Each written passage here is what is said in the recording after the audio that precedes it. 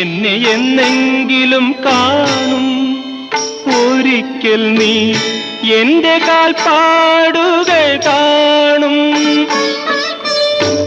അന്നും എന്നാത്മാവ് നിന്നോട് മന്ത്രിക്കും, നിന്നെ ഞാൻ സ്നേഹിച്ചിരുന്നു.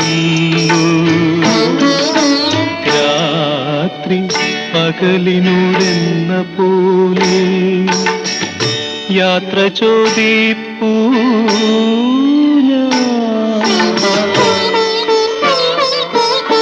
സന്യാസിനി നിൻ പുണ്യാശ്രമത്തിൽ ഞാൻ സന്ധ്യാപുഷ്പവുമായി വന്നു.